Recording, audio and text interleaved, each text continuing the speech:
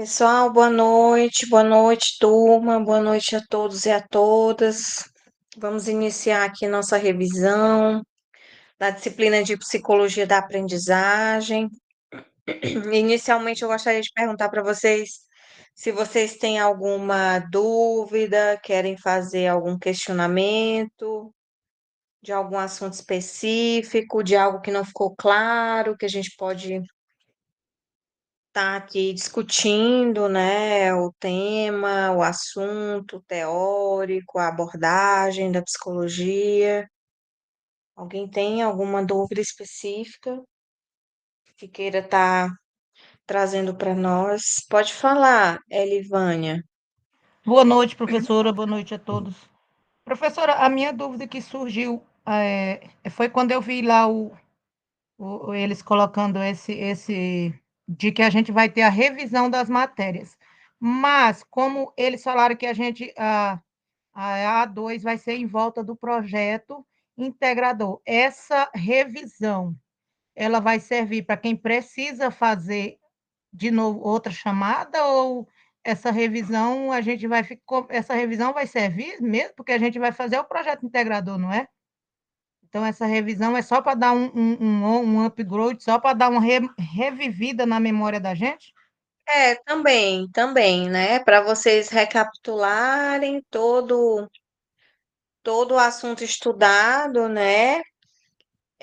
E também as pessoas que ficarem de exame final ou que solicitarem segunda chamada, elas precisarão fazer a segunda chamada ou o exame final com estes conteúdos, né? Então, a revisão tanto é para a gente fazer esse fechamento da disciplina, quanto. Vocês estão me ouvindo? Sim, Sim, senhora. Ah, tanto para a gente rememorar os assuntos vistos nesse bloco, quanto para as pessoas que necessitaram da segunda chamada ou de um exame final que vai cair estes conteúdos, tá? Professora, e nesse caso, nessas revisões que vocês vão fazer, ainda vai ter atividades para ser feitas ou é só revisão mesmo? Não, é só revisão. Eu já passei para vocês as duas atividades dos pontos qualitativos, tá? Uma foi o mapa mental do Piaget, Vygotsky e Vallon, e a outra foi uma síntese para vocês trazerem os pontos da psicanálise e da Gestalt. E soma os 4 pontos. E os 6 pontos é o projeto integrador que vocês irão participar e realizar um relatório e a gente vai corrigir o relatório, tá bom? E aí, pessoal, no relatório, quando vocês estiverem escrevendo o relatório de vocês, a gente solicita que vocês aliem a uma teoria, né? Por exemplo, vocês podem assistir a apresentação de um grupo que fala sobre bullying. Aí vocês podem trazer o que que o Vygotsky pensa, né, a respeito dessa interação social, de como que acontece as interações sociais, o indivíduo ele se desenvolve a partir disso também, né? Acho que vocês perceberam que o Levi Vygotsky ele traz muito essa questão do social, do quanto o social ele é importante para o nosso desenvolvimento e para a nossa aprendizagem, né? O Vygotsky diz que nós nos constituímos a partir do outro, ou seja, a partir do outro que a gente se desenvolve, que a gente se aprimora, que a gente aprende, que a gente passa a compreender o mundo, né? Também, né? A partir dessas vivências, dessas interlocuções com o outro, né? Com a sociedade, com o meio em que nós estamos inseridos, com a nossa cultura, certo? Alguém mais? Mais alguma pergunta? nesse caso, tá me ouvindo? Nesse caso, Sim. A gente pode escolher um grupo e relatar sobre ele. A gente vai ter um modelo do relatório específico da psicologia ou vai ser um. Cada disciplina a gente vai falar um pouco. Não, é para todas as disciplinas. Acho que o professor já passou para vocês. Eu não vou conseguir trazer com tanta clareza as orientações do projeto integrador como o professor do projeto para vocês. Mas Então, lá tem os quesitos. a orientação do relatório para todas as disciplinas, quem vai passar então é o projeto, é o professor do projeto. Professor do projeto.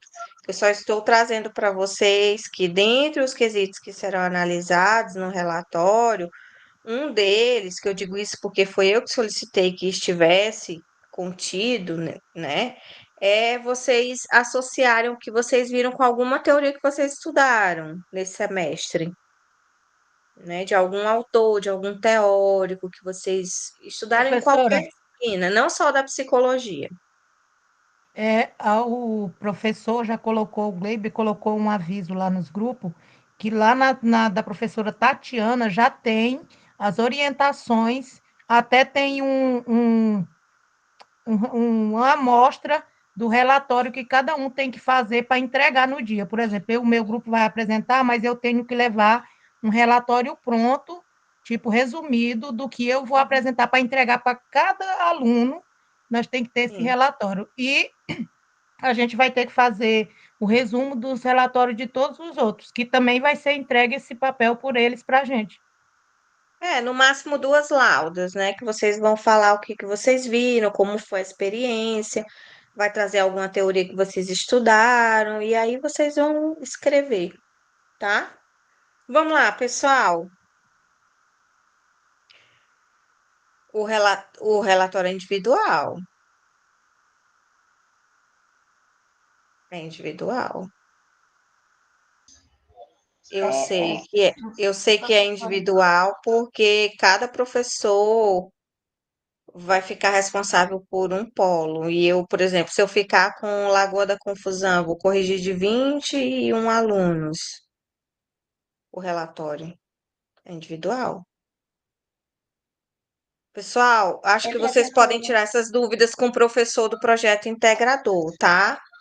Eu só não vou. esclarecendo o que a colega disse aí, no caso, cada grupo vai entregar um resumo do seu grupo para todas as pessoas. Tipo, eu vou ter acesso ao resumo de todos os projetos. Sim, Através das apresentações, eu vou fazer um relatório para do cada todo. disciplina. Isso. Um resumo do todo. Uhum. Cada aluno vai ter seu relatório, certo?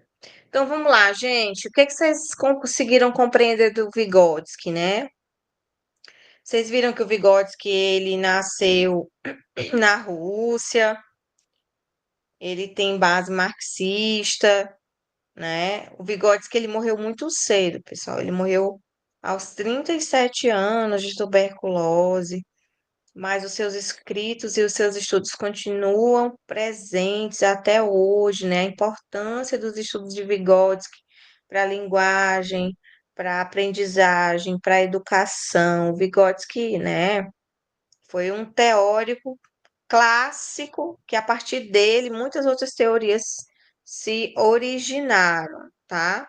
Então a gente vem aqui é, dessa mediação que o Vygotsky vai trazer, né? Que a mediação é um conceito importantíssimo nas teorias de Vygotsky. Ele diz que através da mediação, através dos signos, dos símbolos, dessa interação social, né? Dessas relações que se estabelecem entre indivíduos, né? Dentro de uma determinada cultura, dentro de uma determinada sociedade, é imprescindível para a aprendizagem do indivíduo, né? Quanto temos o Piaget, que traz a grande importância do biológico, das nossas estruturas biológicas que devem ser maturadas, né? Precisamos passar por esse processo maturacional biológico para o desenvolvimento acontecer. O Vygotsky vai lá e diz assim: não, olha, o indivíduo ele se desenvolve a partir do contato com as outras pessoas, a partir dessa mediação social, dessa interação social. E aí, pessoal, a gente vai ver, né, que os mediadores podem ser os instrumentos, né, signos, instrumentos que ajudam o homem a agir no mundo, signos e símbolos. Dei até o exemplo para vocês das placas de trânsito, faixas de pedestre, sinalizações, outdoors, tudo isso são instrumentos, são símbolos que nós passamos a ter contato com estes instrumentos e vamos interagindo, nos desenvolvendo no contato com estes signos e com estes símbolos, tá?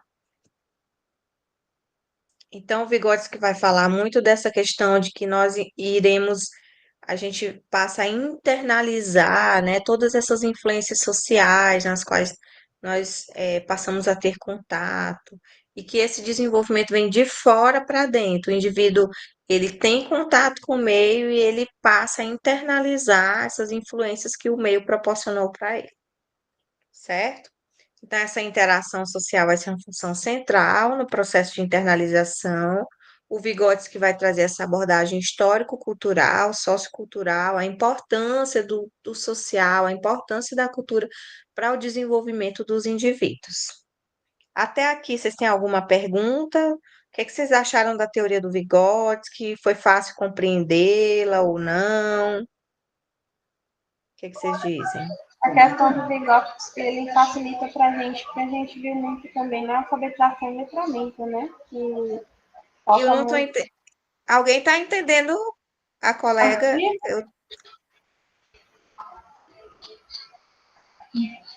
Veja, fala de novo. Pode falar. Vê se está me ouvindo melhor agora. Agora sim, agora sim.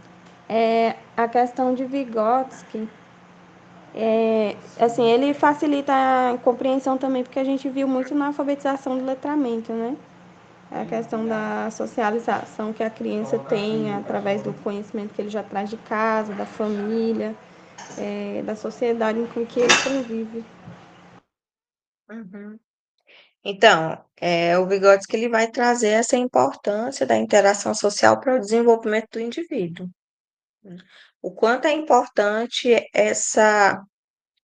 esse contato, essas trocas, esse compartilhamento, né, que o indivíduo estabelece com o ambiente no qual ele está inserido, tá? Então, pessoal, de novo, internalização, as influências sociais, de fora para dentro, do quanto isso facilita o desenvolvimento do indivíduo. Essa interação é imprescindível para o desenvolvimento infantil, essa interação no ambiente. A gente recomenda muito que as crianças, por exemplo, que ainda não desenvolveram a linguagem, elas entrem na escola. Por exemplo, já atendi uma criança com 4 anos que não falava. Então, eu recomendei, perguntei se a criança estava na escola, a mãe disse que não. Recomendei que essa criança fosse colocada na escola com urgência. Por quê? Porque através desse processo de socialização, de interação social, há uma possibilidade de desenvolvimento dessa linguagem através dessas trocas, dessas influências, né? Então, esse processo de socialização, ele faz parte do desenvolvimento social do indivíduo. Consequentemente, outras funções psíquicas se desenvolvem a partir daí, né? Como a linguagem, a percepção, o raciocínio, a atenção, memória, uma série de outros processos psicológicos podem se desenvolver a partir dessa interação social que o indivíduo estabelece com o meio. E aí a gente tem aqui a linguagem e o pensamento, que são dois processos psicológicos importantes. Se eu perguntar aqui o que vem primeiro, a linguagem ou o pensamento, a gente provavelmente ficaria pensando, né? Ora, para a gente falar, se comunicar, a gente necessita pensar, certo? E para que o pensamento exista, nós partimos de uma linguagem.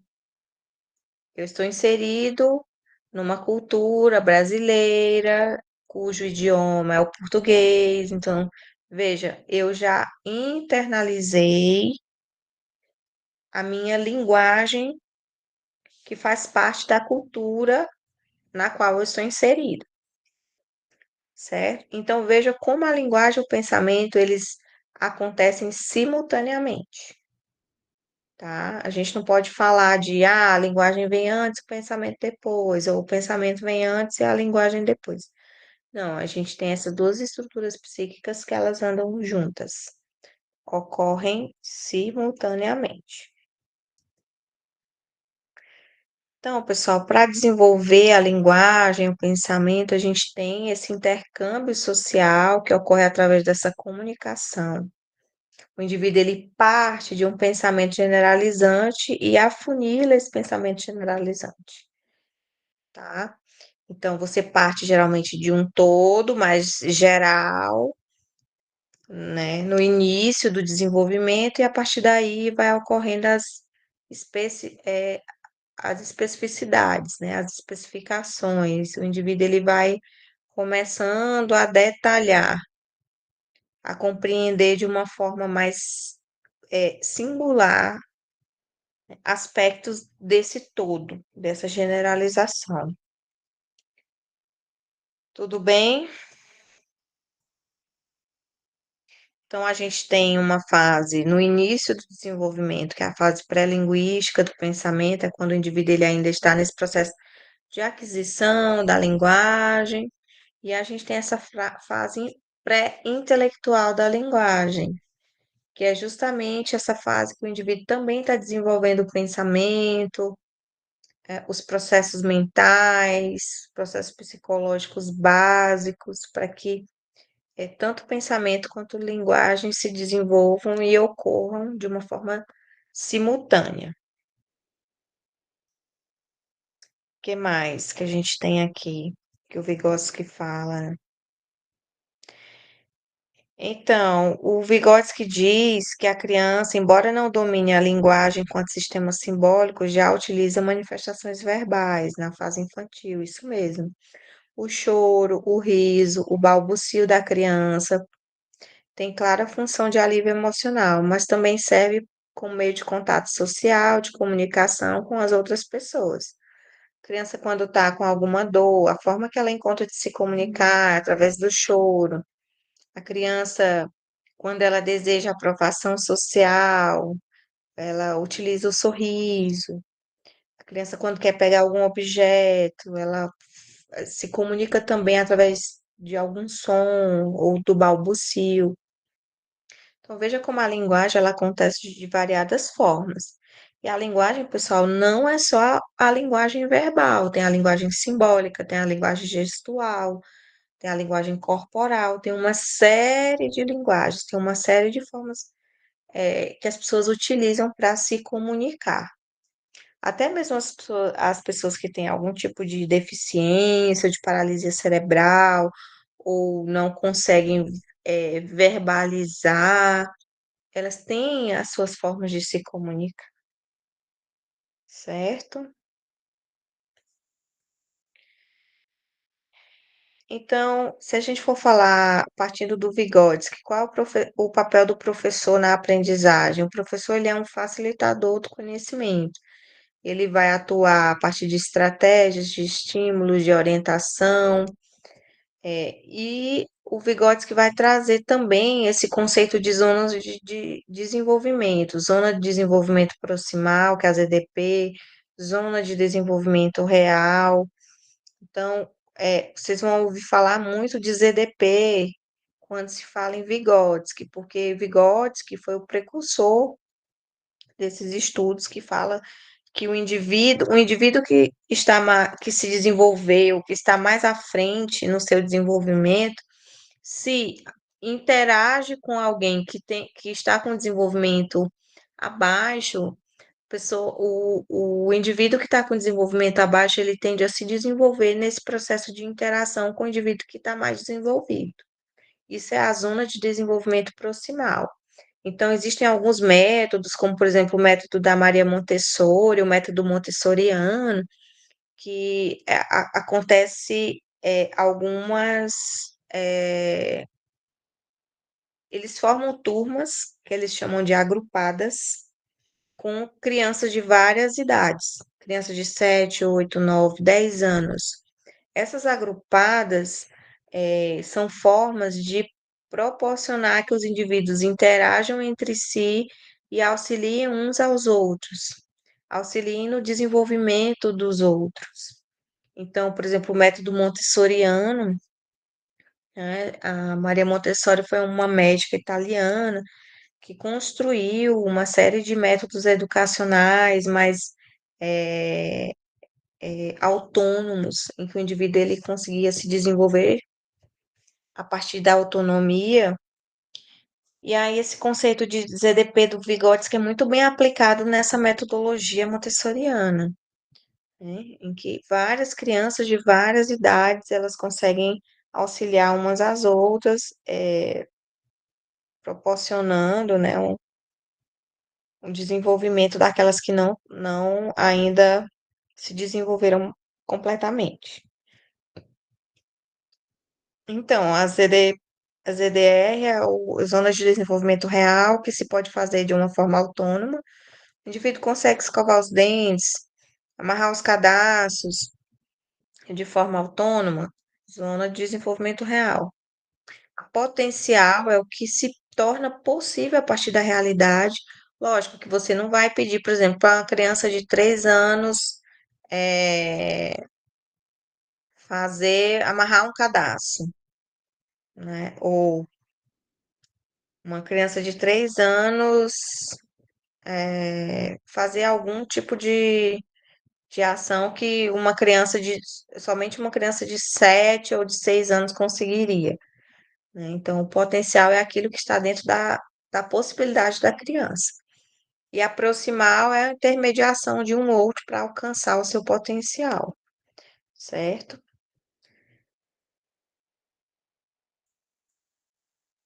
Então, o Vygotsky ele vai trazer uma série de contribuições. Essa frase do Vygotsky é muito bacana, né? Ele diz que o saber que não vem da experiência não é realmente um saber, não é realmente um saber. Então, para o Vygotsky, todas as nossas aprendizagens, todos os nossos processos se constituem a partir da experiência, a partir da vivência com, tá? Nossa, tem tanta gente pedindo para participar da chamada. Alguém quer participar dessa chamada?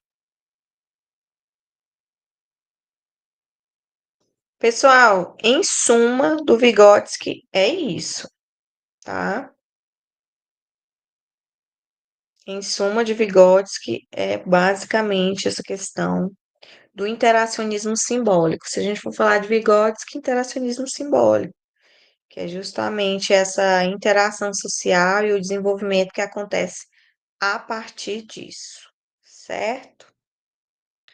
Depois do Vygotsky, a gente falou um pouco do socioconstrutivismo, que tem muito a ver com o Vygotsky.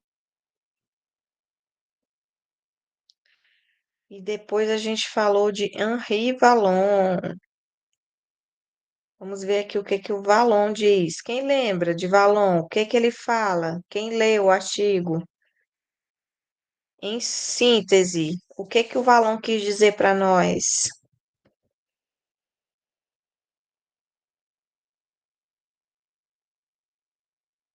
Alguém?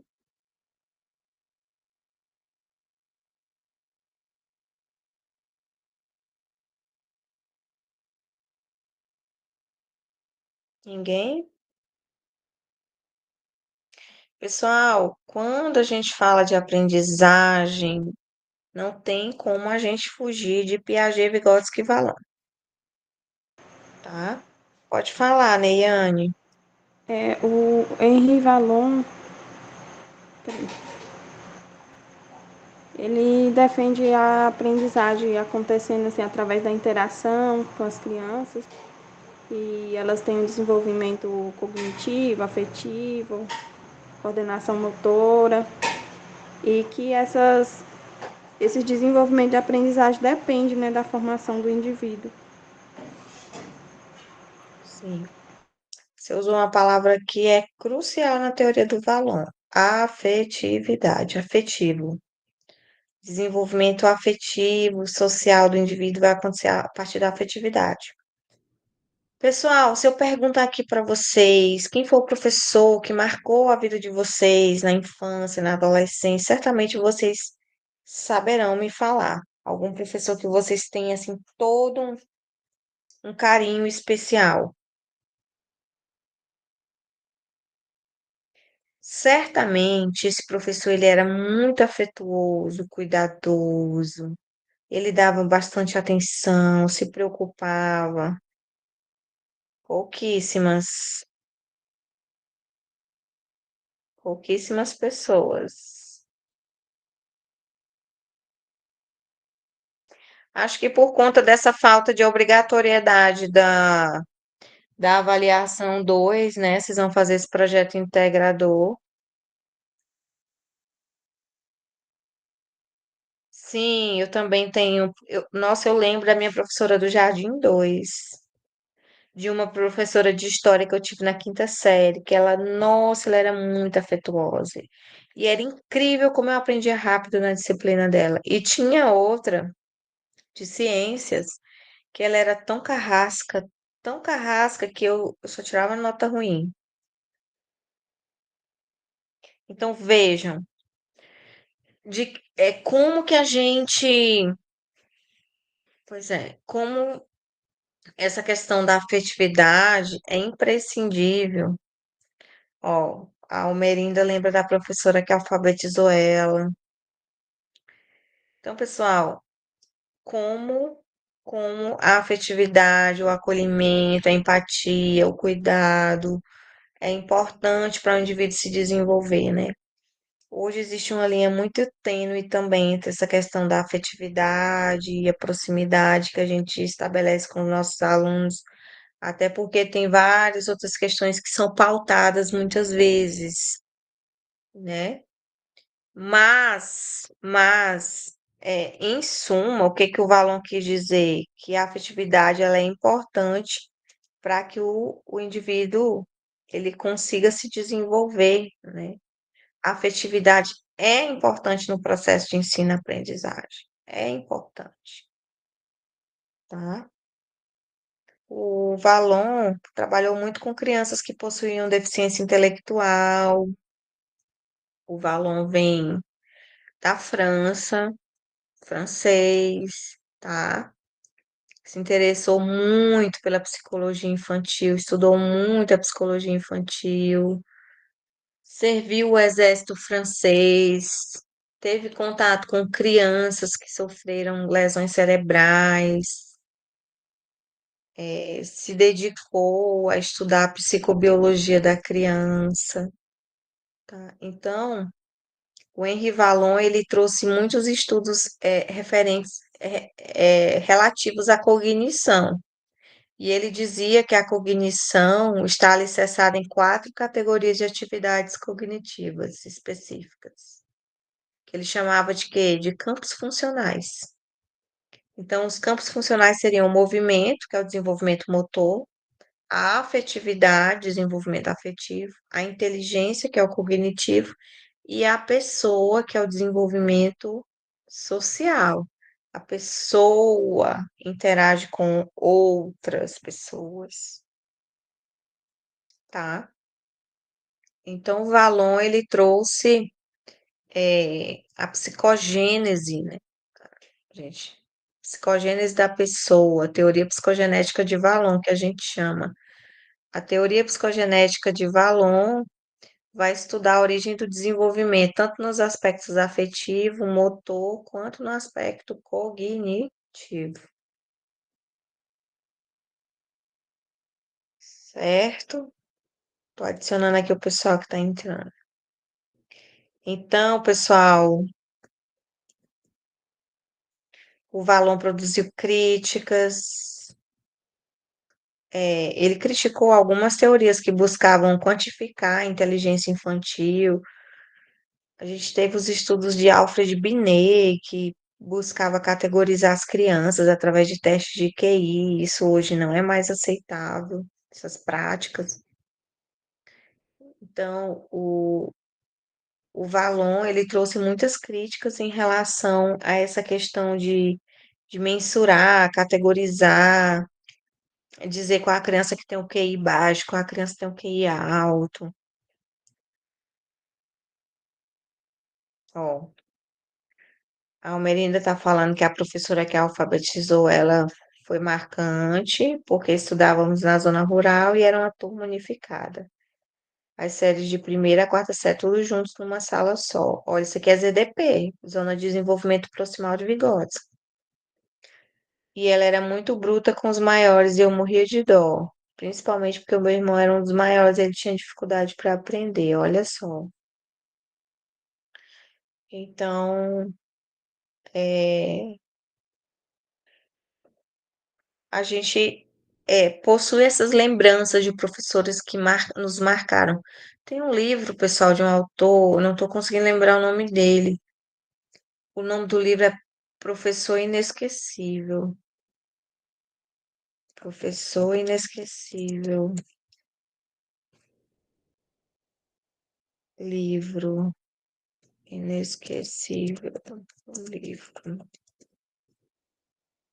É um livro, O Professor Inesquecível, Geraldo Peçanha de Almeida. É uma obra que celebra os professores que são especiais por sua vocação, capazes de inspirar sonhos nos alunos. Então, essa obra vai trazer a importância do professor na vida dos alunos, do quanto é importante para inspirar, estimular, para o indivíduo se desenvolver nesse processo de ensino-aprendizagem. Se alguém tiver curiosidade, pode procurar, ver se encontra para baixar em PDF. Então, pessoal, vocês lembram que o Piaget fez uma divisão nos estágios de desenvolvimento? O Valon também fez. Estágio 1, impulsivo, de 0 a 3 meses, emocional de 3 meses a 1 ano. Estágio 2, sensório motor, mesmo nome que o Piaget deu, 12 a 18 meses, 1 ano a 1 ano e meio, né? E o projetivo, 3 anos.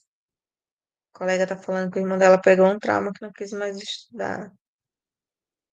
Mas esses métodos punitivos estão completamente em desuso hoje em dia, né? Não se usa mais. Você já vê até uma facilidade muito grande nos tempos de hoje. Estimular a autonomia do aluno, que o aluno ele precisa ter o compromisso, que tem que partir dele, esse compromisso com o estudo, essa dedicação. Então, essa autorresponsabilidade hoje, né, a gente busca isso do aluno, que o aluno ele se responsabilize pelo seu processo de aprendizagem, tá? Estágio 3, pessoal. Personalismo de 3 a 6 anos, crise de oposição de 3 a 4, idade da graça de 4 a 5, imitação de 5 a 6. O estágio 4 é o categorial, que é justamente quando a criança está nesse processo de escolarização, aprendendo leitura, compreensão textual, operações básicas, matemáticas, operações matemáticas básicas.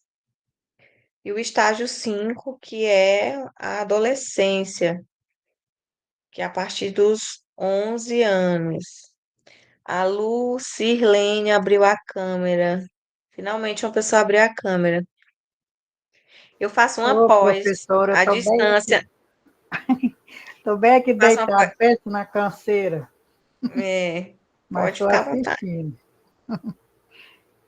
Faço Eita, uma pós à distância na USP e o pré-requisito é estar com a câmera ligada.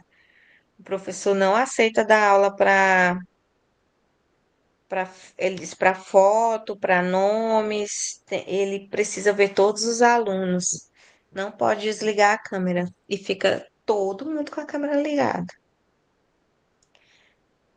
Mas eu entendo, pessoal, eu entendo as particularidades de cada um. Não fiquem, não se sintam é, exigidos para abrir as câmeras. Eu entendo. Muitas vezes eu tenho vontade de assistir a aula lavando a louça, mas aí não posso, né? É, eu entendo, Almerinda. Acho que todo mundo compreende, né, as suas responsabilizações. Aqui tá todo mundo adulto. Acho até que é um exagero da parte dele fazer isso, mas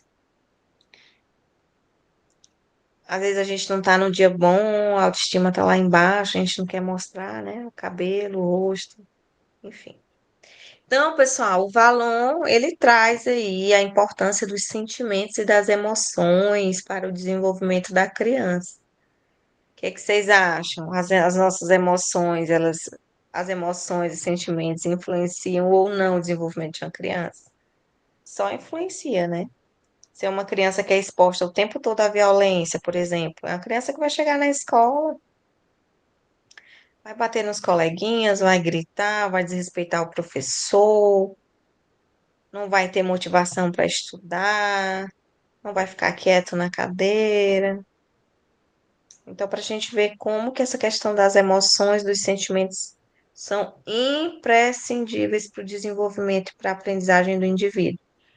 Vejam, aquele aluno que você muitas vezes diz, ah, fulano é problemático. Esse aluno, ah, não tem jeito, a família é desorganizada, que as pessoas chamam de desestruturada, mas a gente não pode chamar de desestruturada, né?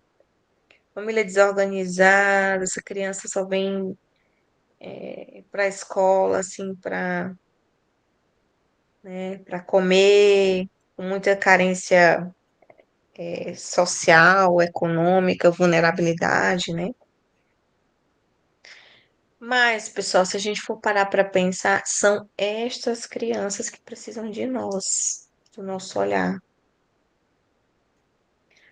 Essas crianças que gritam, brigam com coleguinha, que vivem em conflito, que são tidas como problemáticas, elas estão gritando algo que está dentro dela, um conflito interno que ela está vivenciando, um conflito familiar. Então, a forma de chamar um socorro, de pedir um socorro é essa, não é nem chamar a atenção. A forma que a criança encontra de pedir socorro é dessa forma. Livânia quer falar. Professor, às vezes, eu sou monitora educacional de uma criança neurodivergente, né? Então, a gente presencia várias coisas assim dentro da escola. Então, esse olhar do professor em cima da criança, ele também descobre coisas. Por exemplo, a gente tem uma criança que ela é estável, vamos se dizer estável, ela participa, ela é comunicativa e tal. Mas às vezes ela chega diferente, às vezes ela chega e ela faz birra, e aí ela grita e ela está agressiva. O professor automaticamente já fala, ó, oh, alguma coisa está errada. E se ele for a fundo, como eu já vi acontecer, ele descobre que aconteceu alguma coisa no celular, no seu que vem da interação lá do celular, que ocasionou aquela criança, né, ou um pai que foi agressivo com a mãe, ou ele presenciou alguma coisa. Então, essa interação e esse olhar do professor em cima do aluno, ele é importantíssimo, né? Tem, por exemplo, professores que descobrem que a criança foi, que uma criança, ou fêmea, ou macho, não sei, foi violentada, né, só por observar o comportamento. Sofreu Ela abuso era de um sexual, jeito, né? né? Aqui, crianças que choravam, na hora que chega na escola, parece que ele vê uma válvula de escape, já É, começa aquele choreiro, aí você já, nossa, o que está acontecendo? Então, quando você vai buscar, você já descobre várias coisas. Então, esse olhar do professor é muito importante, né, em cima dessa muito. criança. muito, muito, porque a criança ela reproduz no comportamento aquilo que ela está cheia, né? Ela está muito cheia de algo e aí o comportamento ele extravasa, ela reproduz nos comportamentos, nas atitudes, um sofrimento que ela está vivenciando, por exemplo. Então, pessoal, a gente precisa ter muito cuidado ao classificar os nossos alunos. Ah, esse aluno é problemático, esse aluno não aprende, esse aluno. Tá, mas assim, analisa profundamente o que está por trás disso, né? Contexto social, contexto familiar, uma série de situações atravessam essa criança. Então a gente precisa ter esse olhar mais sensível, mais afetuoso, como diria o Henri Vallon. Certo? Acho que de Vallon é isso. Quem mais? Perguntas sobre o Vallon? Curiosidades?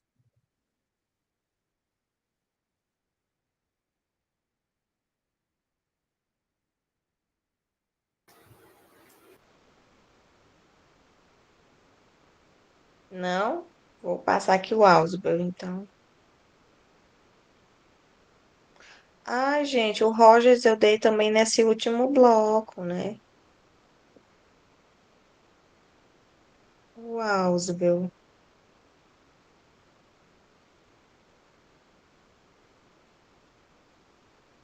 Aprendizagem significativa do David Ausbel. Falei para vocês do Carl Rogers, não sei se vocês estão lembrando do Rogers. O Rogers, ele é da minha abordagem humanista. Carl Rogers. Vamos ver aqui. Este rapaz.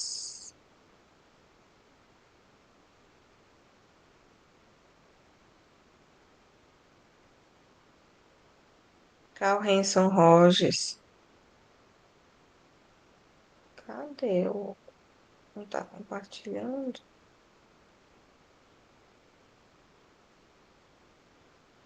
Tá. Gente, a teoria do Rogers é uma das teorias que mais influenciam a educação, justamente por conta desse olhar que o Rogers tem, né?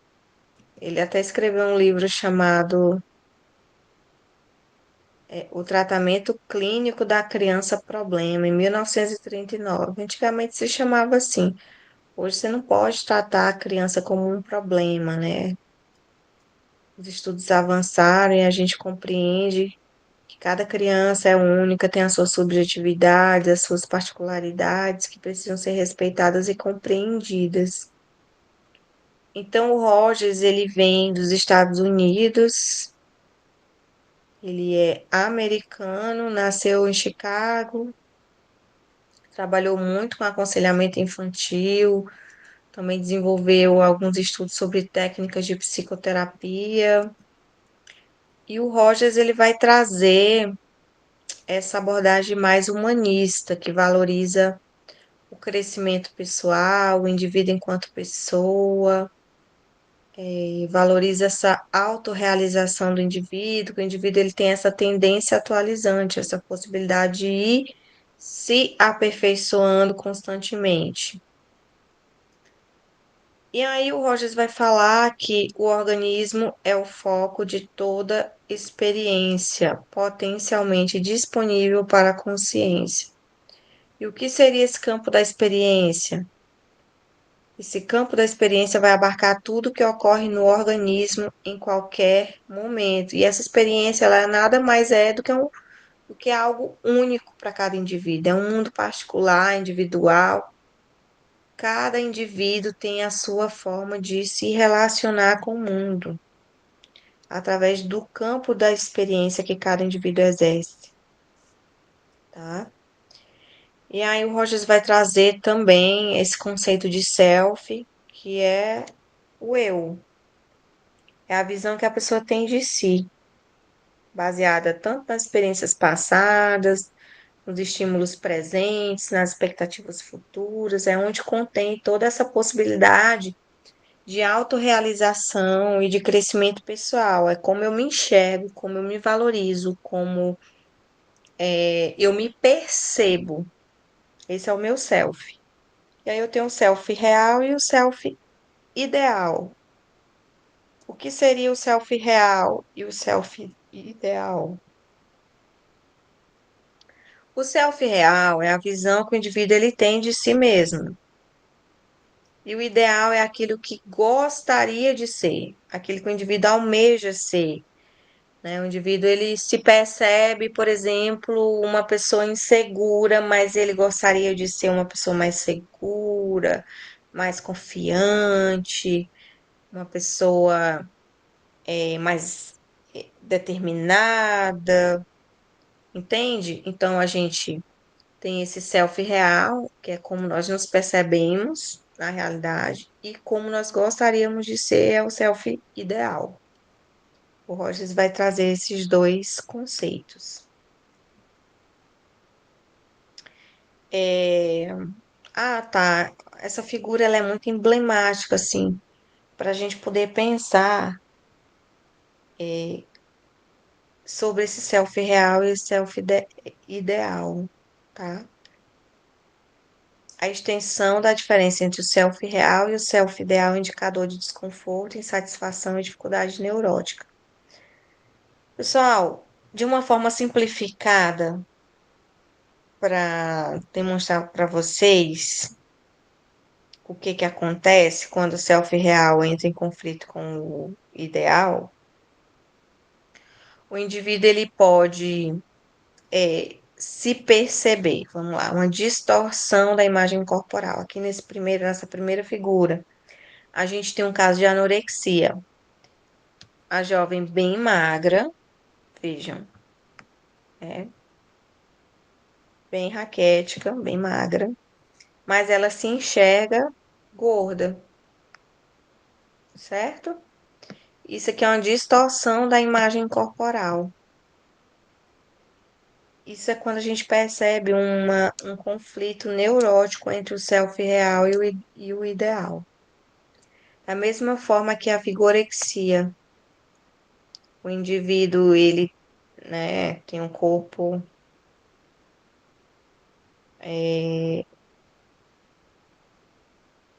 corpo com muita massa corporal, e ele vive buscando esse ideal de músculo, vigorexia. O indivíduo, muitas vezes, ele vive em função dessa imagem corporal, de aperfeiçoar essa imagem corporal. E isso pode gerar alguns transtornos, como anorexia, bulimia, vigorexia, uma série de transtornos em imagem corporal, certo? Quem vai trabalhar ou trabalha com público adolescente vai se deparar muito com essas questões de imagem corporal. Nossa, o tanto de adolescente que eu já atendi que tem essa questão, essa dificuldade com a imagem corporal, se acha gordo, se acha magra demais, usa roupa folgada para esconder, se acha feia, se acha, entende? Entre os adolescentes é muito comum essa questão de conflitos entre o self real e o self ideal. E o Roger diz que a aceitação de si mesmo como se é na realidade, não como se quer ser, é um sinal de saúde mental, se aceitar, né? Então, essa aceitação de si mesmo não implica em resignação, né? Você se conformar absolutamente e agir de uma forma passiva, mas um meio de estar mais próximo da realidade, que é somente a partir do reconhecimento de suas características reais que a gente pode buscar meios eficazes para o desenvolvimento. Pessoal, essa aceitação do eu real é um conceito, a gente vai chegar aqui nesse conceito de congruência que o Rogers traz. O que é um indivíduo congruente? É um indivíduo que ele tem um ajuste, uma maturidade, ele aceita uma variedade de experiências sem se sentir ameaçado, sem se sentir ansioso. É um indivíduo que está seguro de si, é um indivíduo, né, que consegue ter esse equilíbrio. Ai, que susto. Esse equilíbrio entre a experiência e a tomada de consciência, tá? Congruência, incongruência. A incongruência já é o contrário, né? É quando a gente vê que a tomada de consciência ela não coaduna com a experiência do indivíduo. Pessoal, vocês estão entendendo esses conceitos da teoria do Rogers? Congruência, incongruência, tendência atualizante. Vocês têm alguma dúvida? Deu para vocês compreenderem a teoria? Olha, essa é uma das teorias mais interessantes, mas ela requer que a gente também É, pense um pouco, sabe? Assim, ela está professora, muito próxima da filosofia. Pode falar. eu tenho assim uma dificuldade de, tipo assim, eu entendo para mim, na hora de eu expressar ou passar para um papel ou a explicação, assim, eu não consigo. É igual, tipo assim, eu prefiro uma prova igual um seminário que vai ter, porque na minha explicação eu me embolo tudo, mas para mim mesmo eu me entendo. Aí tem essa dificuldade. Eu li isso aqui Ô, sobre Roger, ele e entendi para mim, mas se for para mim explicar, tá bom. oh, Jesus. Eu vou dar o meu exemplo. Quando eu estava na graduação há 13 anos atrás, eu preferia mil vezes uma prova escrita, por mais difícil que ela fosse, do que fazer um seminário lá na frente, onde a turma toda ia estar me olhando. Eu me sentia julgada, eu me sentia insegura, eu tinha crise de pânico, eu ficava gelada, a voz tremia. E hoje eu sou professora há quase 10, deixa eu ver, há 8 anos, né? Interessante isso. Então, pessoal, acho que foi até uma forma de superar esses medos que eu tinha. Nossa, para mim era uma fobia falar em público, era um terror, era muito sofrimento. Eu faltava o seminário para o professor passar a prova para mim. Era impressionante isso. Mas aí a gente vai, como diz o Rogers, vai atingindo esse crescimento pessoal, vai amadurecendo, vai compreendendo melhor as circunstâncias, vai compreendendo que cada um tem suas habilidades. Tinha gente que falava muitíssimo bem na minha sala de aula, quando eu estudava, quando eu era, acadêmica. Mas na hora que essa pessoa ia para a prova escrita, era um fracasso. Não, não. E já eu amava a prova escrita, me dava bem que só. Mas para seminário, meu Deus, era um terror, era um terror, era um terror. Eu também sou desse jeitinho. Para vocês verem. É, Então, cada indivíduo tem suas habilidades. O Howard Gardner, o Gardner vai falar isso, né? Que são as inteligências múltiplas. Cada indivíduo é bom em alguma coisa. Então, a gente precisa se enxergar nisso. Olha, eu não sou tão bom me expressando verbalmente, mas na escrita eu sou ótimo. Ou eu não sou tão bom na escrita, mas para falar eu desenrolo. Entende? Então, nós somos assim, pessoal, né? São as nossas habilidades, as nossas aprendizagens cotidianas, as nossas experiências, tá? Olha o que que o Roger diz. O papel do professor deve ser o de criar uma atmosfera favorável ao processo de ensino, o de tornar os objetivos tão explícitos quanto possível e o de ser sempre um recurso para os alunos. Então, a Almerinda falou que o irmão dela ficou traumatizado, não quis mais nem ir para a escola, né? Por conta da professora lá da alfabetização. Então, certamente essa professora não era vista como um recurso para os alunos, mas, né, algo de evitação, de evitar o contato, né? Mas o Roger diz que o professor ele precisa criar essa atmosfera tranquila, favorável ao processo de ensino, e o professor funcionando como facilitador, um recurso para seus alunos.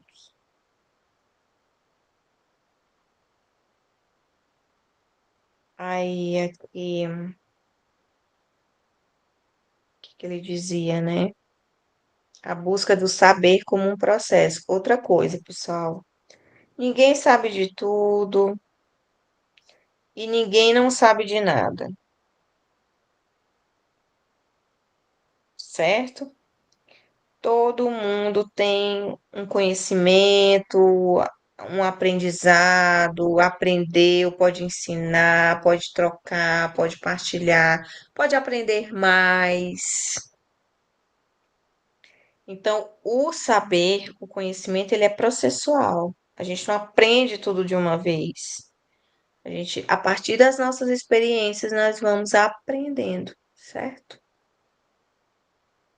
E aí o Rogers fala que a aprendizagem ela pode facilitar atitudes como caráter verdadeiro, valorização, aceitação e confiança e compreensão do outro, profunda e autêntica. Gente, o Rogers ele era tão amável que ele tinha ele postulava na teoria dele essa questão da aceitação incondicional positiva. Você aceita o indivíduo do jeito que ele é, com todas as imperfeições, porque não somos nós quem devemos julgá-lo, entende? Então a gente precisa ter essa aceitação condicional, autêntica, positiva, profunda do outro. Porque o nosso objetivo é aceitar e compreender o outro da forma que ele é. Pra quê esse julgamento todo, essa crítica toda? Se você virar o espelho para você, você vai enxergar uma série de imperfeições. Rogers, ele é maravilhoso, maravilhoso. Ele não vê o ser humano como objeto, né? Como pessoa. É um livro, eu até falei para vocês de um livro dele que eu amo, amo, amo demais, que é o Tornar-se Pessoa, é um clássico. Ele fala muito disso, né? De como nós devemos nos tornar pessoa e como nós devemos compreender as pessoas nos seus processos, tá? É isso, pessoal. Ele vai trazer essa relação aluno-professor, que exige empatia, consideração positiva, aceitar o ser como ele é, valorização do ser, e essa congruência, que é um caráter verdadeiro, que facilita o seu aluno aprender. Olha, essa questão do autêntico, você ser autêntico, é você ser verdadeiro, genuíno, honesto, você ser claro, objetivo, transparente com as pessoas, né? Isso, nossa, é o imprescindível para toda e qualquer relação humana, tá? Então, o Rogers ele trouxe é, conceitos relacionados à terapia, né? Vejam, essa frase ela é muito legal. Sinto-me mais feliz simplesmente por ser eu mesmo e deixar os outros serem eles mesmos. Essa frase ela é profunda. A gente precisa ser nós mesmos, aceitar isso, inclusive, quem nós somos, e deixar os outros serem eles mesmos, tá? aceitação condicional positiva, incondicional positiva. Eu aceito o outro, deixo o outro ser quem ele é. Não sou eu que vou modificar esse indivíduo, né?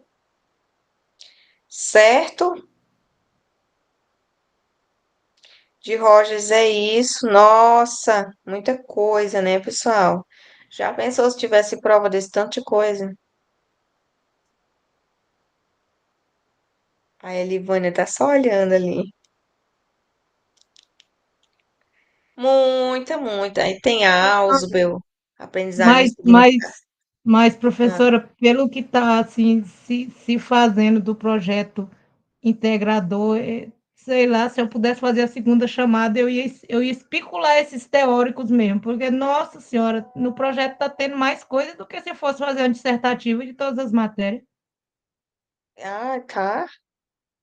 Eu pensei que tava super tranquilo para Não, porque vocês. você tem que explicar o seu projeto, fazer o seu projeto. Aí no dia você tem que fazer um resumo de síntese de todos os outros projetos. É a mesma quase, está ficando quase a mesma coisa de você fazer uma síntese dos que você já estudou, porque você passou o mês todinho estudando essas matérias. É. Mas enfim, é bom porque desenvolve outras competências e outras habilidades de vocês, né? Vocês vão ter que apresentar, né? Vai ter essa questão de falar em público, se posicionar.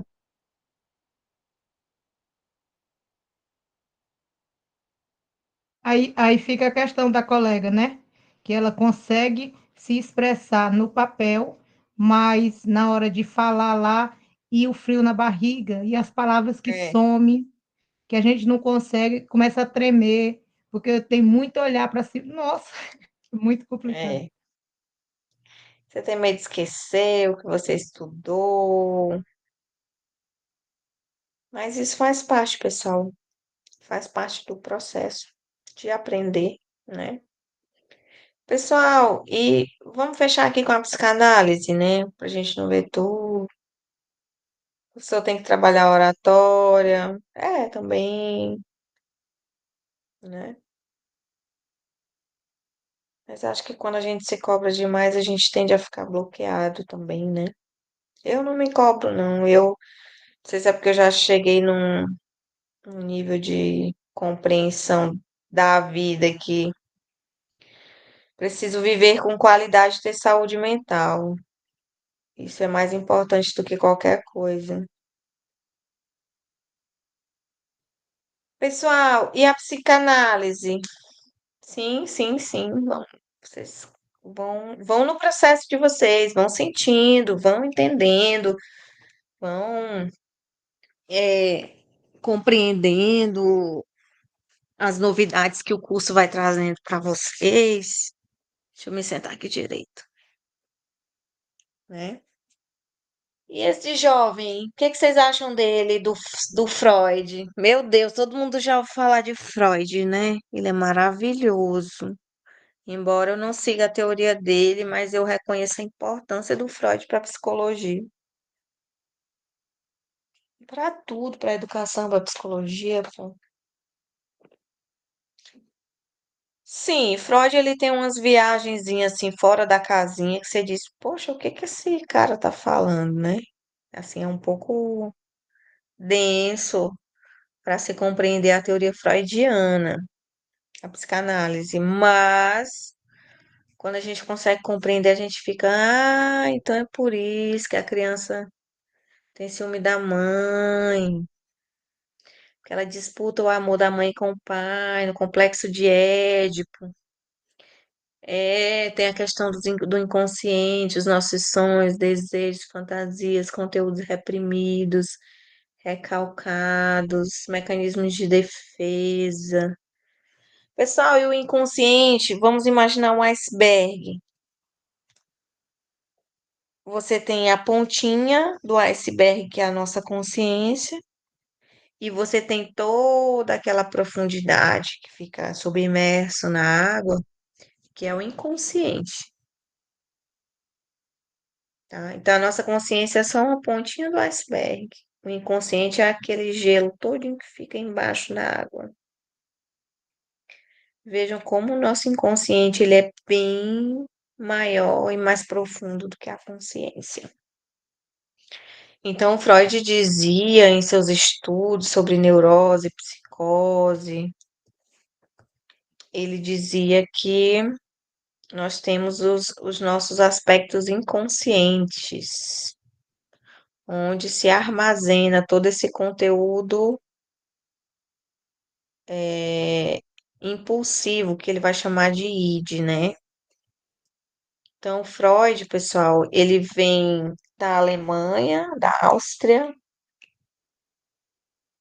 e o seu primeiro estudo, ele fez essa divisão do consciente, fez uma primeira divisão, que é o que a gente chama de primeira tópica, né?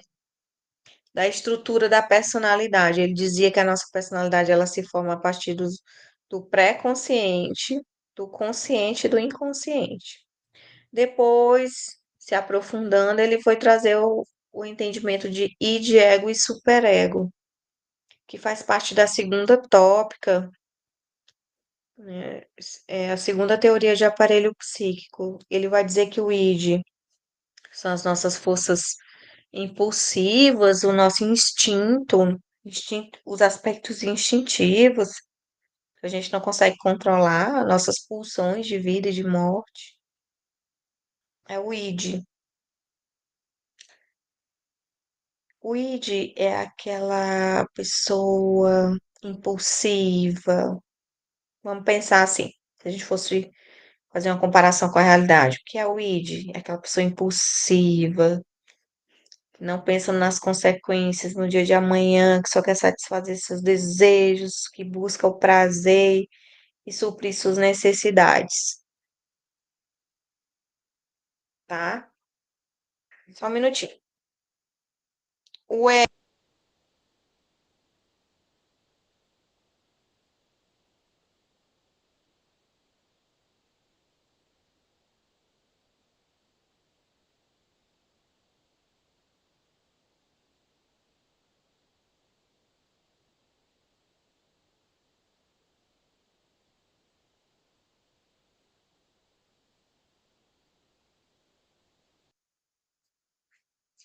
ego, pessoal,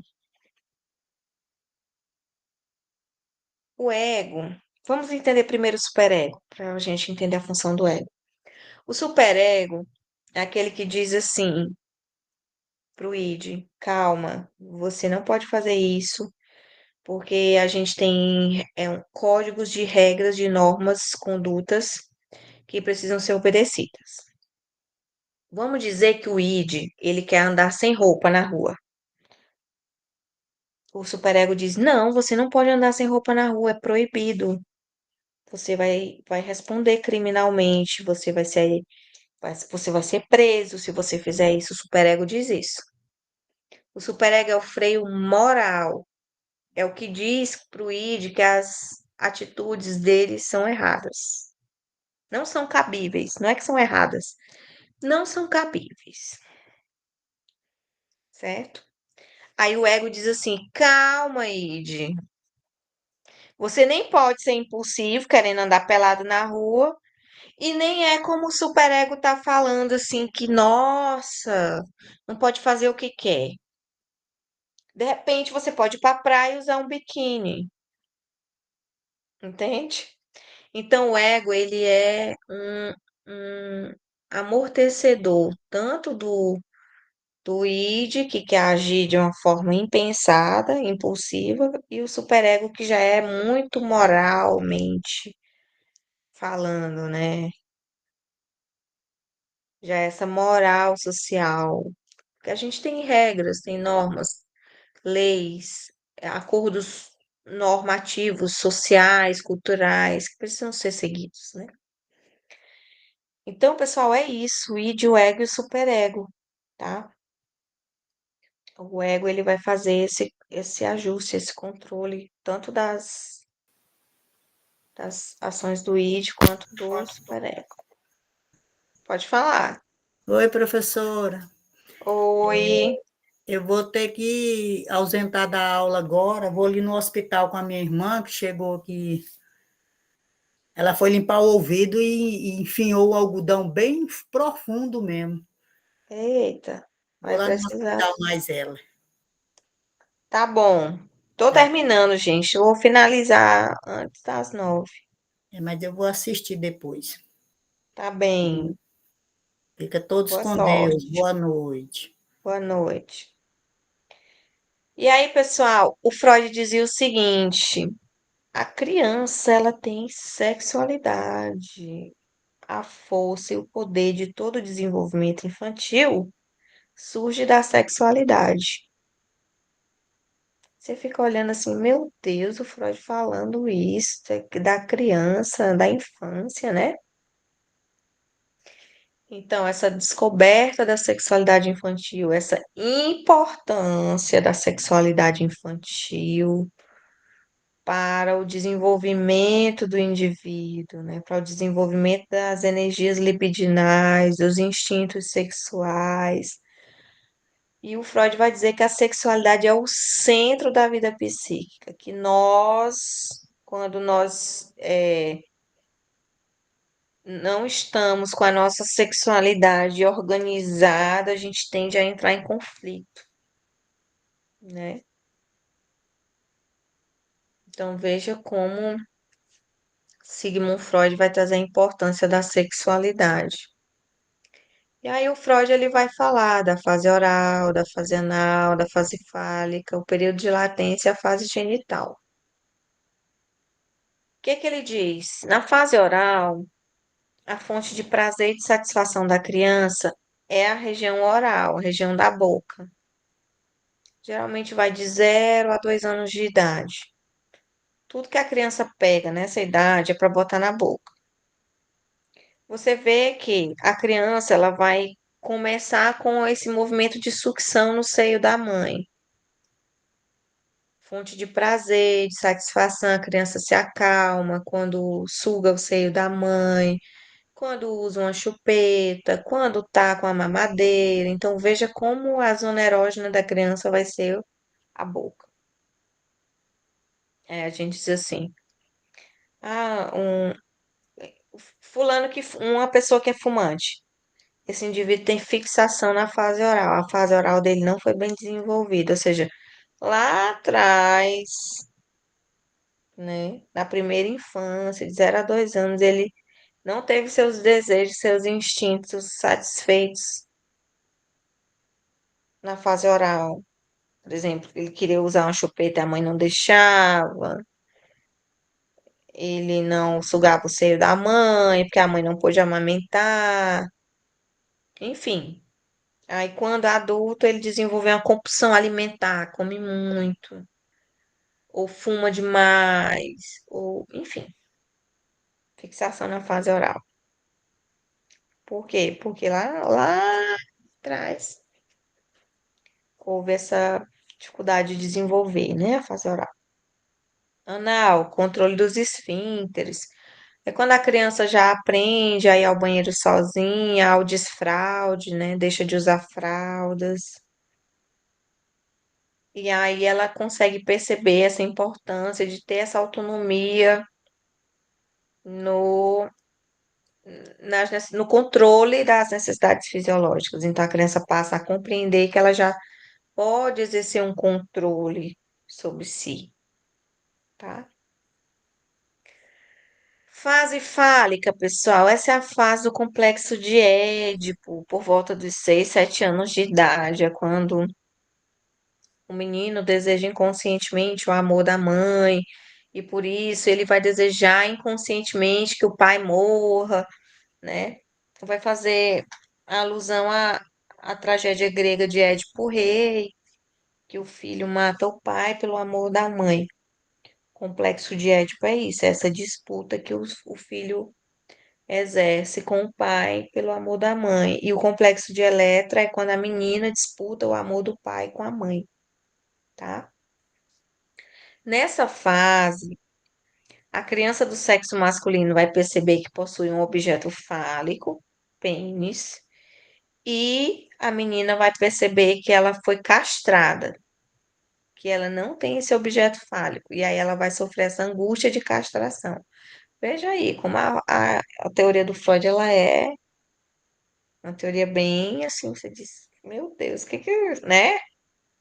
Freud está falando isso, por quê, pra quê? Mas tudo isso tem explicação, gente. O Professora, Freud, ele... pode falar.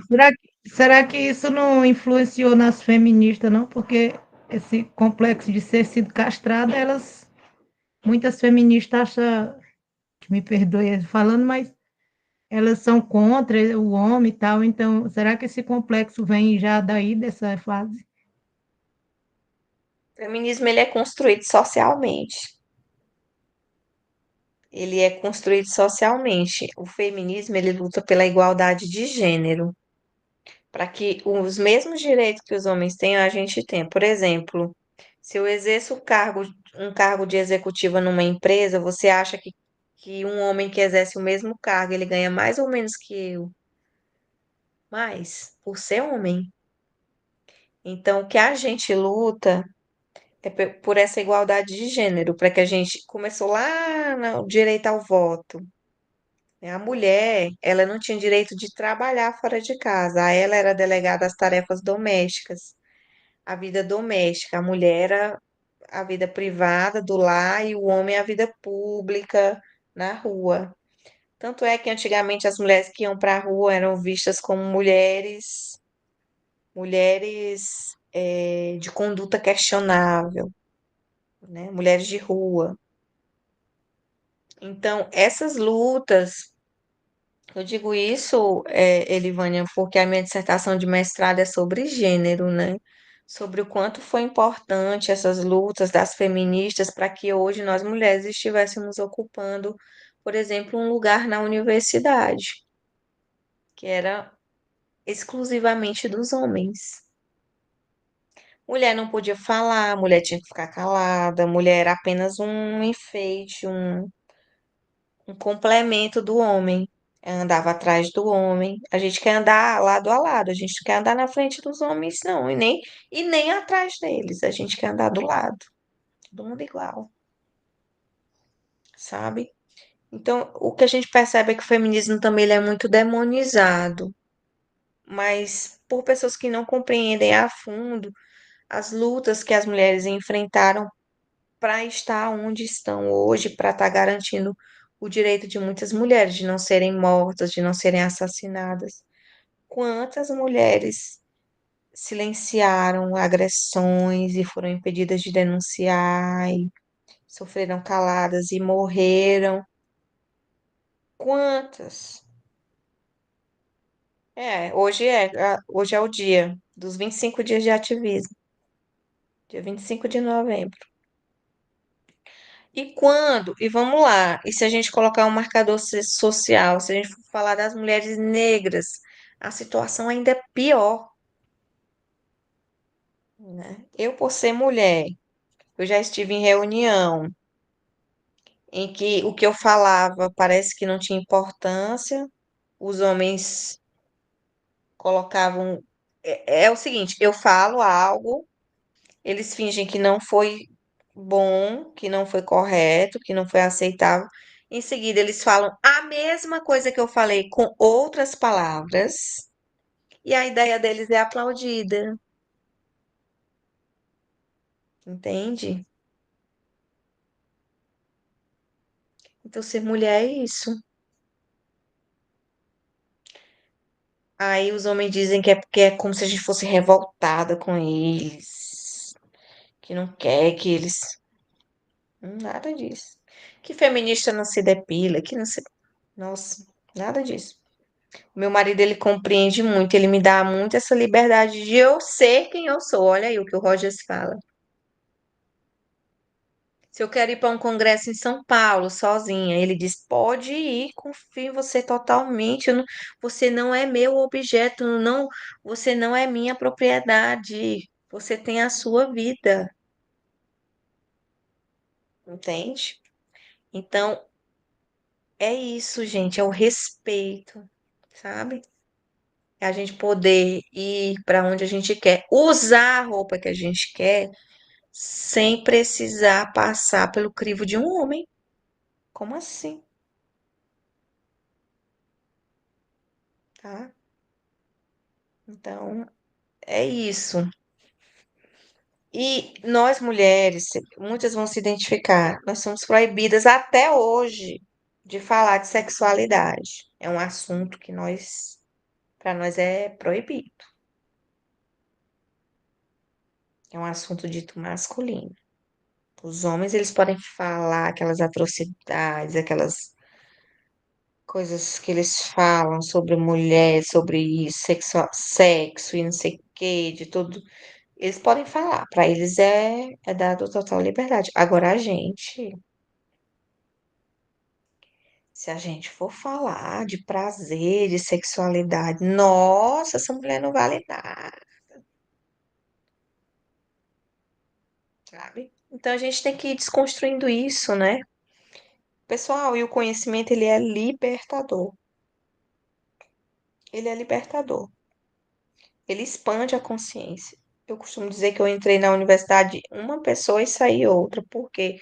Porque o conhecimento me abriu os olhos, me abriu a cabeça para muita coisa, sabe? É, e é isso mesmo, o conhecimento ele liberta, liberta. Certo? E aí, voltando aqui para o Freud, fase fálica, foi isso, complexo de Édipo.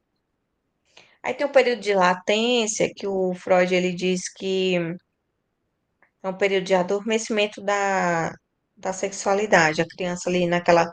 As operações concretas que o Piaget fala, de 7, 8, 9 anos, a criança a sexualidade é adormecida. Então, na latência, né? E a fase genital, que é quando a criança percebe que o outro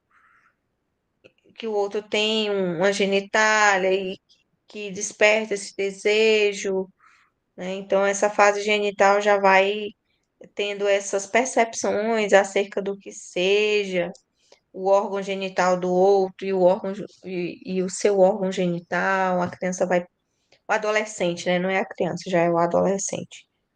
A partir dos 11 anos a puberdade, 12 anos a adolescência. Mas é isso, pessoal. O Freud ele vai trazer aqui a importância de cada fase dessa para o desenvolvimento do indivíduo, né? Do quanto é importante para a aprendizagem, como a sexualidade ela vai se desenvolvendo nesse processo de desenvolvimento do indivíduo, né? Então vejam, cada teórico desse traz uma parte, né? O Freud fala de sexualidade, o Vygotsky da importância do social, o Piaget vai falar das estruturas biológicas maturacionais, o Vallon vai trazer a importância da afetividade. Então veja, nós temos o desenvolvimento social, motor, afetivo, cognitivo, sexual, neurológico, neurobiológico. Então, são muitos desenvolvimentos que vão acontecendo conforme a criança vai crescendo, né? Nós passamos por todas essas fases do desenvolvimento, tá? Perguntas, dúvidas, questões? Professora, deixa eu perguntar só uma coisa que eu não sei se a senhora vai saber me responder. Se, por exemplo, eu assisti essa aula da senhora todinha, então quando a senhora joga essa aula lá na rota e eu não assisto mais ela porque eu já assisti, isso ele Não tem me problema não. prejudica lá no desenvolvimento? Hum, Não, né? Porque já vai hum. ficar marcado aí que eu assisti a aula, né? Registrado isso, registrado que você já assistiu. Hum. Pessoal, é isso. Eu acho que da nossa disciplina foi isso. Vocês podem rever os materiais. Fiz os materiais com muito cuidado para vocês, trouxe os pontos principais das teorias, né? Vejam a psicologia como um aliado da pedagogia, né? A gente caminha junto, psicologia, pedagogia, educação.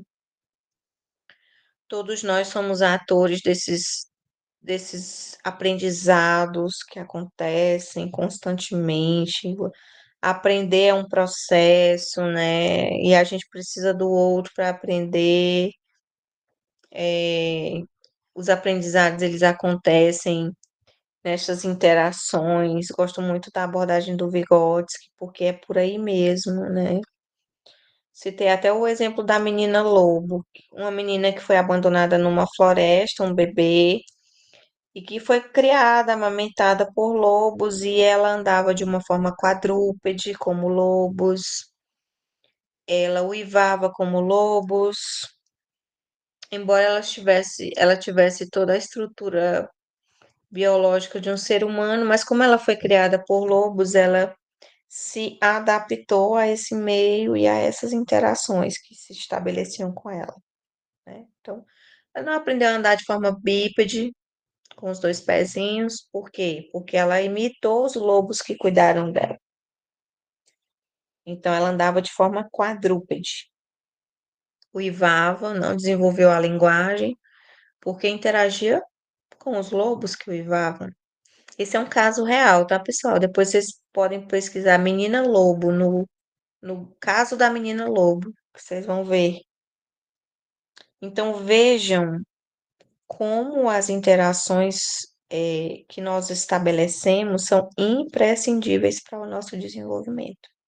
Aí você pergunta assim, professor, e se essa menina passasse a interagir com seres humanos? Certamente ela aprenderia a caminhar de forma bípede, a falar, né, o idioma que fosse Professora, ensinado.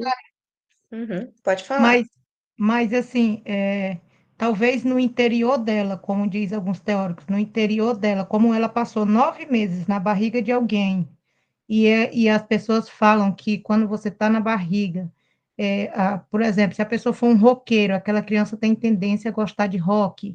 Então, esse momento que ela passou dentro da barriga, talvez quando ela foi abandonada na mata, talvez ela tinha algumas interações lá no psico dela, lá na mente do interior, que voltava para esse ser humano, né?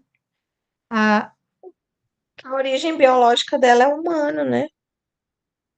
pois é, aí Diferente outro do fato animal. que eu queria perguntar à senhora é como que se dá o nome daquela pessoa que, por exemplo, ela vê, porque tem a interação pai para filho, né? Uhum. Você aprende aquilo que você vê o pai fazendo. E quando você vê aquela pessoa que vê uma família tão bagunçada que ele se volta a não fazer, porque tem muitos exemplos, né? Ó, eu não sei como que fulano conseguiu ser desse jeito, um cara bom, um cara legal, sendo que você olha para a família dele e o pai bate na mãe, é alcoólatra e tal. Então tem gente que sofre tanto assim, vendo aquela situação que resolve reverter a situação e se tornar uma pessoa diferente, né? Aqui a gente tem dois pontos. Essa pessoa pode usar como um mecanismo de defesa essa possibilidade de não repetir o que as figuras de referências estão vivenciando. Deixa eu falar de uma forma mais simples. O indivíduo ele pode pegar essa situação dolorosa de sofrimento e transformar em algo bom, mas se utilizando de mecanismo de defesa. Freud vai falar, por exemplo, da negação. Ele pode negar completamente essa realidade, fingir que nada disso acontece e tentar fazer diferente na vida dele. E por isso ele vai reconstituir a vida dele diferente desse contexto familiar.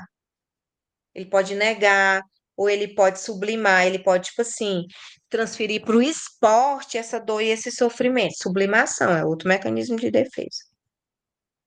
Transferiu para o esporte todo o sofrimento que ele vivenciava na família dele. Sublimação, né? E aí, pessoal, essas são algumas das poucas estratégias que eu citei aqui, das muitas estratégias que o indivíduo ele pode desenvolver ao lidar com essa dor e com esse sofrimento. Agora, Elivane, vamos pensar o seguinte: vamos fazer uma estatística aqui bem rasteira, essa nossa, bem superficial. Você acha que a maioria das pessoas que vivem num contexto de conflito familiar e de família desorganizada, a grande maioria, ela caminha para uma situação de desorganização ou para uma situação de organização? Desorganização, né? Ela tem tendência a Desorganização. ser igual a família é. É, o contexto influencia. Eu escutava muito isso, sabe de quê, gente? Você não me julguem. As pessoas dizem assim: ah, foi criado só pela avó. Esse menino aí foi criado só pela avó, por isso que ele faz o que quer, bate em todo mundo, desrespeita. Nossa, eu escutava isso demais. Ah, foi abandonado pelo pai e pela mãe, a avó que criou. Nossa, era como se a pessoa tivesse um carimbo, né, para sofrer assim pro resto da vida dela por conta desse abandono afetivo. E quando na verdade a criança não tem culpa disso, né? Então, o que que eu quero te dizer é que o meio ele é tão importante que você tira se a gente for fazer uma probabilidade aqui, um em cada, sei lá, 100.000, um que vive num contexto de sofrimento e que dá certo, em cada 100.000. A maior probabilidade é de que, se vive num contexto de violência sexual, violência doméstica, alcoolismo, drogas, drogadição, né? A possibilidade é que essa criança caminhe também para um destes caminhos. Infelizmente, gente, o meio em que o indivíduo. Olha, um ditadozinho que a gente cresceu ouvindo, popular, que eu vejo muito sentido nele. Diga-me com quem tu andas, que eu te direi quem tu és. Não tem esse ditado? Você olha o indivíduo andando com certas. E você diz assim: ah, aquele ali é igual àqueles outros ali. Não é, é a questão de meio, as influências que o meio transforma, contribui, né? As influências do meio contribuem para as ações do indivíduo, as ações e as atitudes dos indivíduos. Estou falando para vocês, não é a minha opinião, é o que eu vejo nos estudos, o que que os estudos dizem acerca disso. As teorias, as inúmeras teorias que a gente estuda, tá? Aí você vai dizer, todo mundo que mora na favela é criminoso? Não, não. Mas a grande maioria das crianças que tem contato cedo com o tráfico, com a criminalidade, elas podem encontrar uma facilidade no acesso a esses meios, certo? Alguém quer falar? E aí, Elivane, o que que você achou? O que que te levou a pensar? Faz sentido, né? Eu falo assim, que dentre esses 100.000, às vezes, se Tem. dá certo, né, de tirar um que ele pensa assim, ele sofre tanto que ele pensa, não, eu não vou ser assim, Uhum, e eu vou me tornar alguém, e que ele consegue para dar a volta por cima, e a gente até, aí o meio em que ele vive até olha para ele e fala, né, nossa, mas da onde o fulano saiu, a gente nunca imaginava uhum, que, por exemplo, as favelas que a senhora citou aí, tem uhum, muitos favelados que se tornam uhum. gentes, né, grandes, por ele olhar para a família e falar, eu vou dar um futuro melhor para minha família. Então, mas tira da própria mente, né? Mas para essas pessoas, para eles enfrentarem o sistema que tá aí, nossa, é muito difícil, tem que ter força demais. Tá? É um sistema que está posto e colocado para que quem vem da favela não consiga mudar de condição social, não consiga ser médico, não consiga ter uma boa profissão. O sistema dificulta a vida dessas pessoas. O O sistema. ditado, professora, que eu achei que a senhora ia falar era casa de pai, espelho de filho, né? Como assim? As pessoas sempre olham, por exemplo, o filho, ele observa o pai, aí se o pai for um agressor, provavelmente ele vai ser um agressor. Se ele vê o pai tratando a mãe com tanto carinho, com respeito, provavelmente ele vai copiar. Então, a casa de pai é o espelho do filho. Ah, é porque a criança ela tende a reproduzir os comportamentos das figuras de referência, né? A figura de referência já diz, o nome já diz, figura de referência. Então, assim, ela tende a reproduzir essas atitudes. Ou não, ou não. Ou aquilo gerou tanta angústia e sofrimento que ela transformou isso em outro sentimento. Pessoal, é imprevisível o ser humano, não tem como a gente prever, mas no geral o que acontece é isso que eu falei para vocês. Quando se vive num ambiente hostil, agressor, a tendência é reproduzir essas práticas agressivas, infelizmente. Tá bom? Ficamos por aqui. Um abraço a todos, se cuidem, continuem firmes e fortes no curso. Gente, não desistam. Estudar vale a pena, eu sou a prova disso, tá? Estuda que a vida muda. Quero que vocês concluam o curso de vocês, não desistam mesmo, tá? Vão até o fim, né? Quando tiver difícil, pesado, não, mas eu vou conseguir. Resiliência, tá? Desejo tudo de bom para vocês, bons estudos, até a próxima. Tchau, tchau.